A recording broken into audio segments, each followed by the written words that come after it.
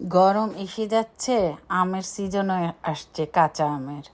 উফ, এই রোজা রেখে যদি একটু মজার কাঁচা আম বানানো খাওয়া যায় কেমন মজা লাগে, তাই না? তাই আজকে নিয়েছি একটি কাঁচা আম। এরকম করে আপনারা কে কে বানিয়ে খান বলবেন। আমি এখানে কাঁচা আম স্লাইস করে নিয়েছি পাতলা করে। এরপরে একটু কাঁচামরিচ কুচি, একটা শুকনো মরিচ, স্বাদ মতো লবণ, 2 চামচ চিনি এবং দুধের গুঁড়ো, পাউডার দুধ দিয়ে ভালো করে চটকিয়ে মেখে নিচ্ছি। আপনারা কি এমন করে মেখে খান?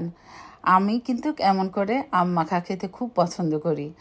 আমি জানি না আপনারা কীভাবে খান, তবে এভাবে একবার খেয়ে দেখবেন, খুবই ভালো লাগে, খুবই মজার। দেখুন কি সুন্দর লোভনীয় একটা আম বানানো হয়ে গেছে, মানে আম মাখা যে যেভাবে বলেন।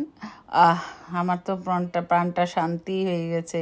বছরের প্রথম এবার আম মাখা খেলাম।